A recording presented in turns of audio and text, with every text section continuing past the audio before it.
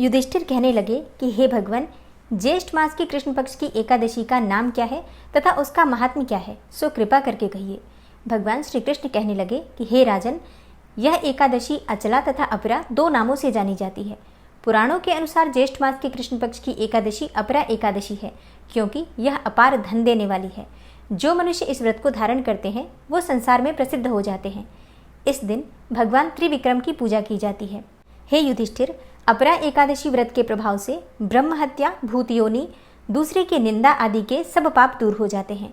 इस व्रत के करने से पर स्त्री गमन, झूठी गवाही देना, झूठ बोलना, झूठे शास्त्र पढ़ना या बनाना, झूठा ज्योतिषी बनना तथा झूठा वैद्य बनना आदि सब पाप नष्ट हो जाते हैं। जो क्षत्रिय युद्ध से भाग जाएं वे नरकगामी होते हैं, परंतु अपरा एकादशी का व्रत करने से वे भी स्वर्ग को प्राप्त हो जाते हैं। और हे युधिष्ठिर, जो शिष्य गुरु से शिक्षा ग्रहण करते हैं फिर उन्हीं की निंदा करते हैं वे अवश्य ही नरक में पड़ते हैं, मगर अपरा एकादशी का व्रत करने से वे भी इस पाप से मुक्त हो जाते हैं।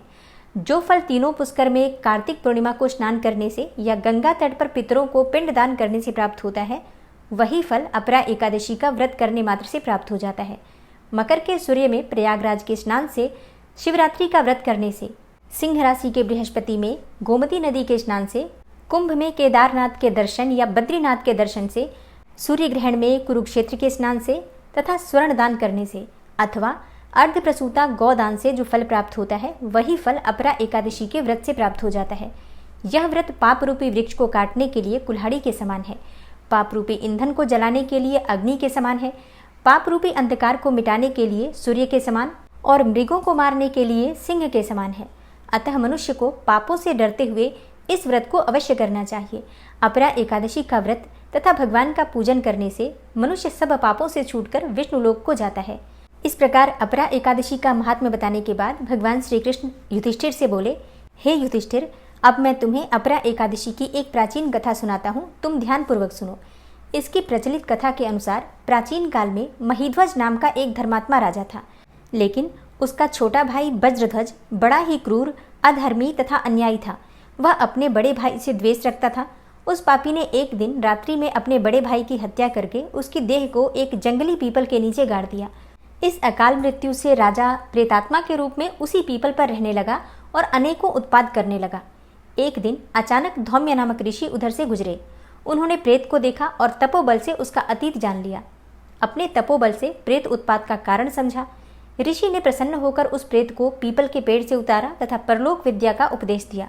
दयालु ऋषि ने राजा की प्रेत योनि से मुक्ति के लिए स्वयं ही अपरा एकादशी अर्थात अचला एकादशी का व्रत किया और उसे अगति से छुड़ाने को उसका पुण्य प्रेत को अर्पित कर दिया। इस पुण्य के प्रभाव से राजा की प्रेत योनि से मुक्ति हो गई और वह ऋषि को धन्यवाद देता हुआ दिव्य देह धारण करके पुष्पक विमान में बैठकर स्वर्ग को चला गया। हे राजन, यह अपरा एकादशी की कथा मैंने लोकहित के लिए कही है। इस कथा को पढ़ने अथवा सुनने मात्र से ही मनुष्य सब पापों से छूट जाता है। और अब आप सुनेंगे एकादशी माता की कथा। एकादशी का व्रत एकादशी माता की कथा सुने बिना अधूरा ही माना जाता है, इसलिए पूरे श्रद्धा भाव से एकादशी माता की कथा भी जरूर सुननी चाहिए। एकादशी माता की कथा के अनुसार मुर नामक एक दैत्य था। रावण और कंस की तरह वो भी बड़ा आतंक मचाता था और स्वर्ग में देवों सहित सभी को पीड़ा देता था। सब लोग उससे रक्षा मांगकर श्रीमन नारायण की शरण में गए। भगवान ने कहा, मैं उसे संभालता हूँ, तुम चिंता मत करो। सभी देवताओं को आश्वासन देकर भगवान मुर के साथ युद्ध करने लगे, लेकिन अपनी सारी शारीरिक शक्ति लगाकर भी भगवान विष्णु कुछ नहीं कर सके। भगवान को युद्ध के मैदान से पलायन करना पड़ा। तब वे हिमालय की एक गुफा में जाकर छुप गए। मुर भी उनका पीछा करते हुए वहीं पहुंच गया। भगवान ने ध्यान करना शुरू किया और उनके मन से एक शक्ति उत्पन्न की, उनकी मानसिक शक्ति, और इस शक्ति ने बाहर आकर मुर को अपनी तलवार से मार डाला। हम जानते हैं कि शरीर में 10 इंद्रियां हैं, 5 ज्ञानेंद्रिय और 5 कर्मेंद्रिय। 11वीं इंद्रिय है मन। संस्कृत में एकादशी का अर्थ है 11। चूंकि यह देवी उनके मन अर्थात भगवान की 11वीं इंद्रिय से निकली थी, इसलिए भगवान ने उन्हें एकादशी के नाम से पुकारा।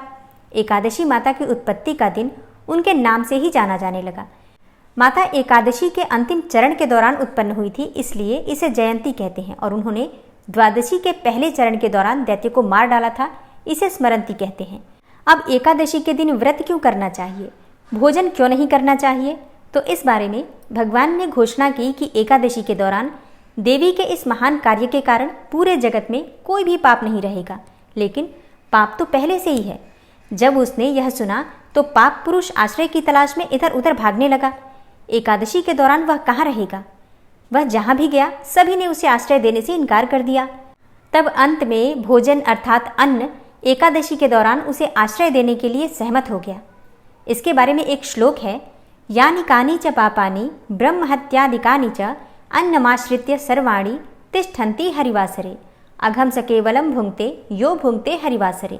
तो एकादशी के दौरान सभी पाप भोजन में ही आश्रय लेते हैं, और जो कोई मनुष्य इस दौरान यानी एकादशी के दौरान भोजन करता है, ये पाप उस व्यक्ति में प्रवेश करेंगे और रोग, समस्या, हानि, परेशानी इत्यादि बन जाएंगे।